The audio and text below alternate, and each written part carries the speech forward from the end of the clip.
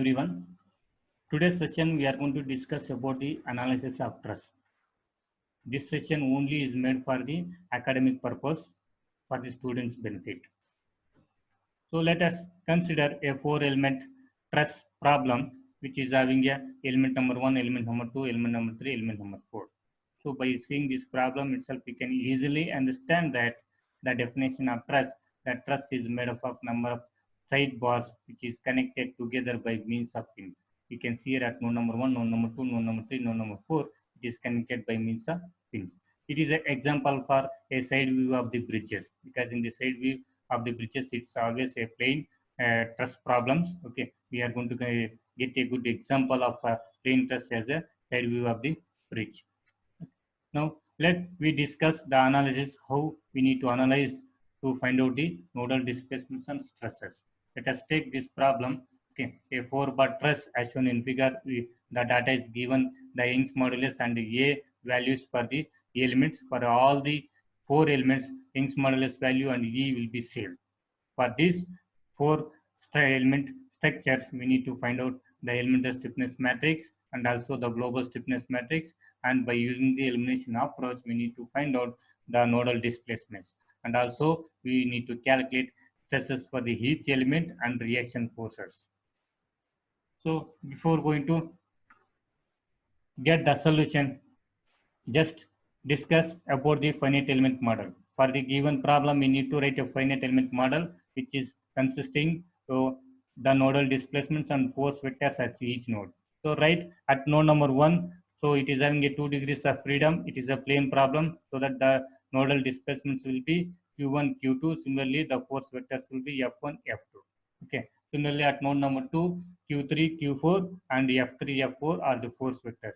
Similarly, at node number 3, the nodal displacements are q5, f6, force vectors are q5, f6. Okay, at node number 4, the nodal displacements are q7, q8, and force vectors are f7, f8. Okay, so for this particular case, the load is given, the vertically downward load which is acting at node number 3. Okay, the 25,000 Newton is acting downward. Similarly, at node number 2, in x direction, 20,000 Newton is acting. Only at 2 nodes, the load is acting. So by considering these loads, okay, what will be the nodal displacements at node number 2 in x direction, at node number 3 in x direction and y direction, we are going to find out. Before going to solve for the nodal displacements, first consider a nodal coordinate data.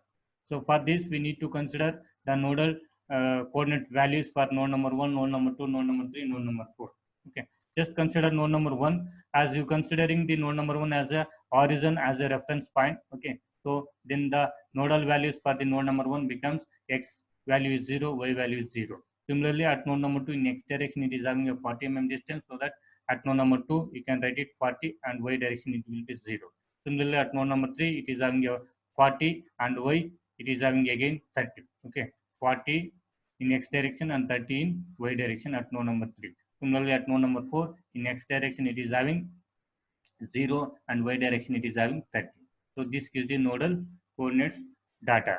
Similarly, we need to find out again element connectivity data. So first consider first element. For the first element, the initial node will be 1, final node will be 2. Okay, initial node will be 1 and final node will be 2. Similarly, for the second element, initial node will be 2, final node will be 3. For the second element, initial node will be 2 and final node will be 3. Similarly, for the third element, initial node will be 3, final node will be 1. So initial node will be 3, final node will be 1. For the fourth element, initial node will be 3, final node will be 4. Initial node will be 3 and final node will be 3. Even the coordinates values and also the node numbering, okay, you can take it in different way. Okay, for the third element, you can also take it initial node as 1 and 3. Okay, only the procedure it is going to be different. Okay, the L and M values it is going to be same. The final value you are going to get it same. Now consider we need to find out effective element length. So to find out effective element length, LE which is equal to square root of x final minus x initial whole square plus y final minus y initial whole square. By using this equation, we can find out the values for LE1. Okay. So from the element number 1, x final minus x initial. for the element number 1, x final is 40, x initial is 0. So minus 40, 40 minus 0 whole square plus 0 minus 0 whole square. So that square root of 40 square, which gives square and square gets cancelled, only it remains with 40. Then you can write it here.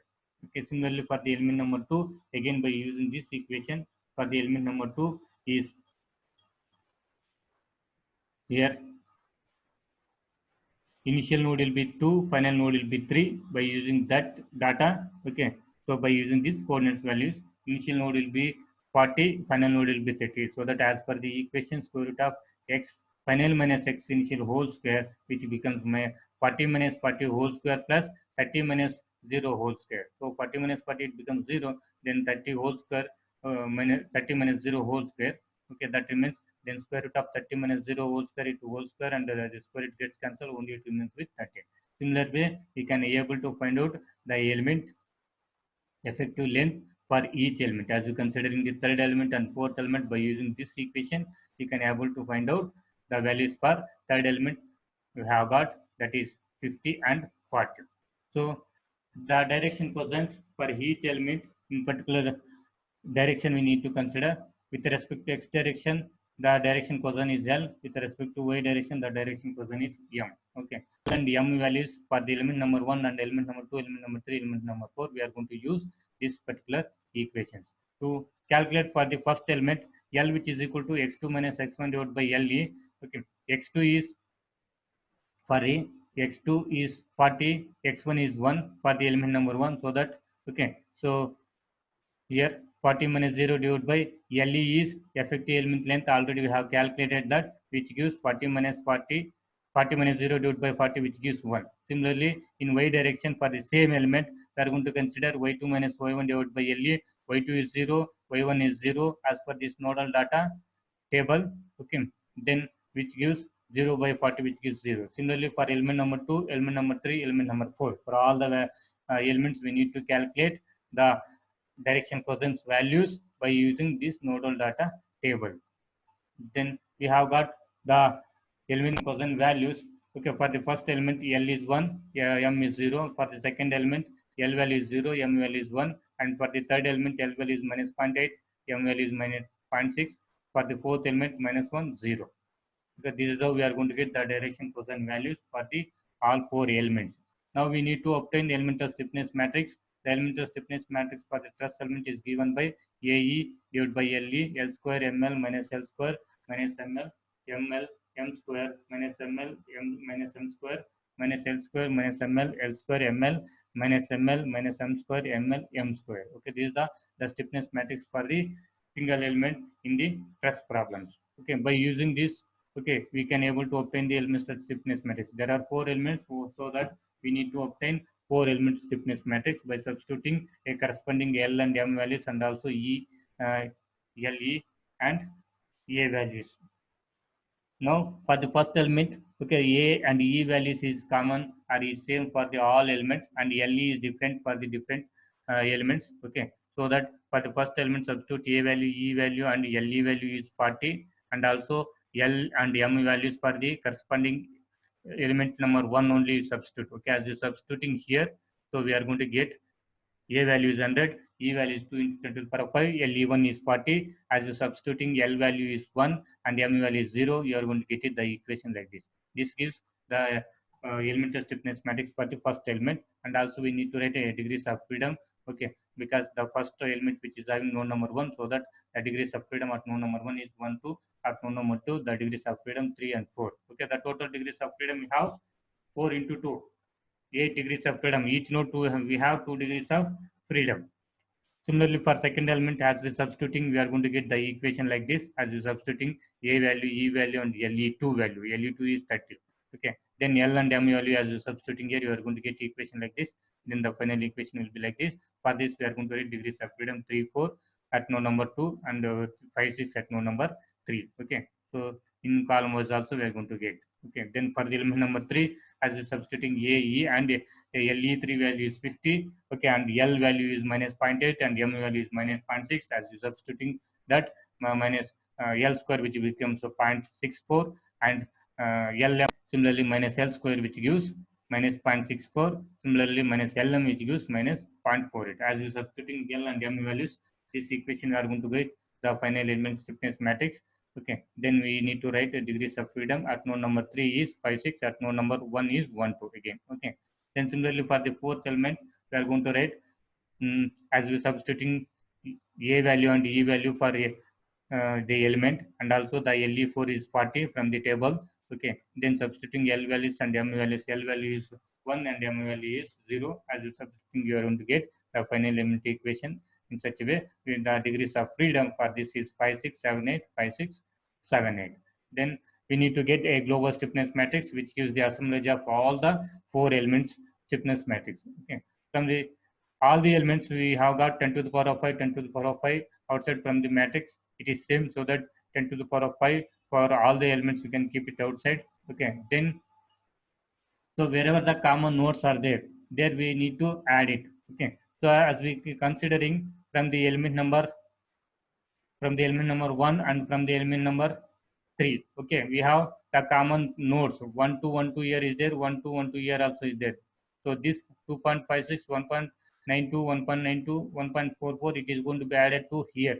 Okay, so here in the first element we have 500, sorry, here 5000 we have here one combination, right? We need to add 1 2 1 2 5000. Okay, and from the element number 3, okay, 2.56 1.92 1.92 1.44 it is going to be added. Okay, so 5 plus 2.56 0 plus 1.92 1.92 plus 1.04. Okay, it is going to be added.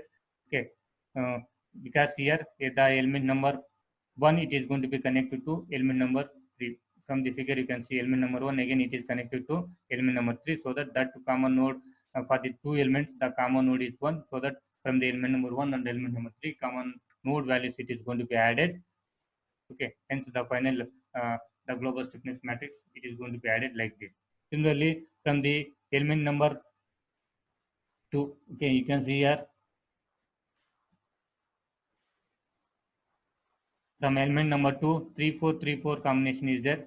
Okay, again from the element number 1 3 4 3 4 combination is there, so that the 500 it is going to be added to the 000 6.66. Okay, that you are going to write it here. So 5 plus 0 0 plus 0 0 and 6.66 plus 0. Okay, similarly from the element number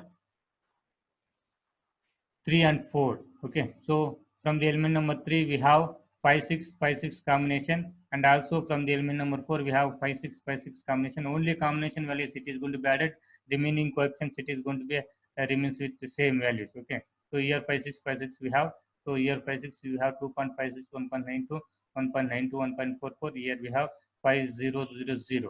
This values it is going to be added here. Okay, so you can see here, so 2.56 plus 5 1.92 1.92 plus 0 6.6 plus 1.44, and also one more term again 5 6 combination is also there in element number 2. Okay, that is here 5656 which is of 000 6.66. Again that 6.66 we need to multiply here. Okay, wherever the common nodes are there, that we need to take, then hence the final global stiffness matrix it is going to be get like this. Okay, so need to obtain a displacement vectors. We have 8 degrees of freedom. So in each degrees of freedom, there will be a displacement, so that uh, we have Q1, Q2, Q3, Q4, Q5, Q6, Q7, Q8. Then the force vectors we need to write. We have 8 degrees of freedom. Each degrees of freedom, one force vector we need to consider, so that the total force vectors will be F1, F2, F3, F4, F5, F6, F7, F8. F1 there is no load is acting 0. F2 there is no load is acting 0. F3 next direction load is acting. Okay, so that we are going to consider 2000 Newton, and F4 there is no load is acting vertically downward, and F5 also in X direction there is no load is acting, and F6 at node number 3 vertically downward load is acting, it is downward, so that we are going to consider minus sign. So hence it becomes minus 25,000 Newton. Again in the F7 F8 there is no load is acting at node number 4, so that it remains with 0 0. So after getting all these all these equations for nodal displacement and nodal force vectors, just write the equilibrium equation for entire truss which is equal to kq which is equal to F. So K already we have got, okay, and Q is the nodal displacement and F is the force vector. Okay, now apply the elimination method of handling boundary condition. Wherever the nodes are fixed at that particular nodes, the displacements will be zero. So that at node number 1 is completely constrained. So that at node number 1, Q1, Q2 are zero because it is hinged. Okay. Again, as we are taking node number 2, okay, it is having a roller support, but there will be a movement in the third degrees of freedom. That is in x direction there is a movement, so that third degrees of freedom will not be constrained. Okay, only vertical downward at node number 2 it is constant, that is Q4 which is equal to 0. Okay, similarly as you taking node number 4, it is completely constrained by the hinged condition. Okay, so that at that particular condition there will be no load is acting and also there will be no any displacements. We have assumed Q7 Q8 as a 0. Then above matrix it is reduces as we eliminating corresponding rows and columns of Q1 Q2 Q4 Q7 Q8. Okay, this in this equation as we eliminating the corresponding rows and columns. Okay, so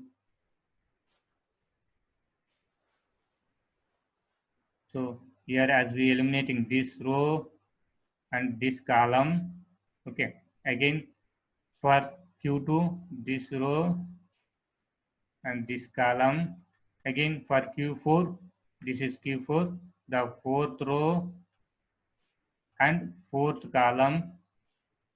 Again for Q7 Q8, okay, that is Q7 column, Q8 column, again Q7 row and Q8 row. As we eliminating only, we have got this 5 0 0, okay, and row that is in third row. Similarly 0 7.56 1.92 7.56 1.92. Similarly here 0 1.92 8.1 1.92 8.1. Okay, here Q3 we have and Q5 Q6. Okay, Q3 Q5 Q6, and also in the force vectors 20,000 Newton. Okay, and here it is 0 and here it is minus 25,000. Okay, so this after eliminating all we have got equation like this. Okay, so then by using simultaneous equations we can able to obtain the values for Q3 Q5 Q6. Okay, then as we simplifying solving this equation which gives the values for Q3 Q5 Q6. Okay, now we have got Q3 as 0.04 mm and Q5 is 0.00883 and Q6 which is equal to minus 0.33 Okay, then the total nodal displacement values you can write it in this form. Now we need to also obtain stresses in each element. The stress in each element is given by sigma which is equal to E by LE minus L minus M LM. Okay, for the first element, okay, we have two nodes.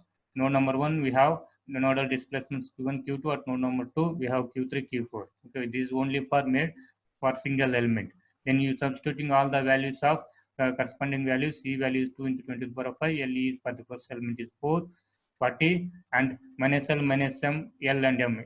Okay, L and M values only for first element. We have got A1 and 0. Okay, so L value is 1 and M value is 0 as we substituting here. And Q1 Q2 value is 0 and Q3 value we have got 0.04 and Q4 value is 0. As you substituting, you are going to get 200 Newton per millimeter square. Similarly, for element 2, as you substituting E value and LE2, okay, and L and M values for element number 2, corresponding values only we need to substitute, and Q3, Q4, Q5, Q6 values what we have got that if you substitute and simplifying, we are going to get Q2 value. Similarly, for element number 3, as you substituting E value and LE3 value 50 and L and M values for the element number 3 is 0.8 and 0.6 respectively. As you substituting this and Q5, Q6 values we have got from the above, so that we can write it here Q5, Q6 values and Q1, Q2 values as 0. As you simplifying this, you are going to get sigma 3 which is equal to minus 52.112 Newton per millimeter square. Similarly, for element number 4, as we taking sigma 4, 2 into 10 to the power of 5, 40, 1, 0, minus 1, 0. as the L and M values for the element number 4 and substituting Q5, Q6 values for the element number 4 and Q7, Q8 will be 0 as you substituting sigma 4 which is equal to 41.7 Newton per millimeter square. This is how we are going to get the stresses in each element. Okay. Then support reactions also we need to find out. The support reactions at the we can get it. Okay. R which is equal to Q KQ minus F.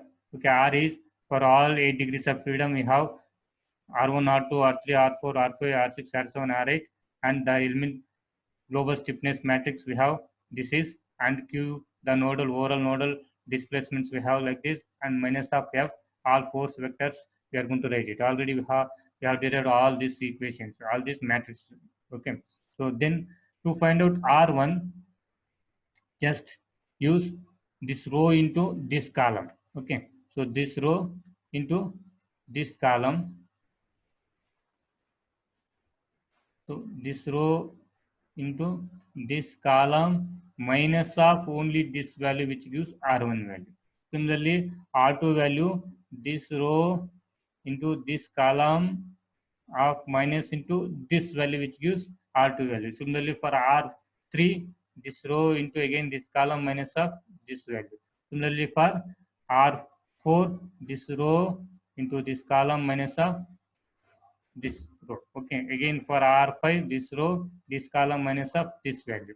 Again for R6 this row into this column minus of this value. Again for R7 this row this column minus of this value which gives R7 value. Again for R8 this row this column minus of this which gives R1, R2, R3, R4, R5, R6, R7, R8 values. Okay. But in the target only they have asked to find out the support reaction forces at the supports only wherever it is fixed. That is R1, R2 we need to find out at node number 1 and at node number 2 R4 we need to find out and at node number 4 R7, R8 we need to calculate. Okay. This is how we are going to find out the reaction forces. I think all of you understood how to analyze the truss elements to get the nodal displacements and also stresses in each elements and the reaction forces at the supports. Thank you all.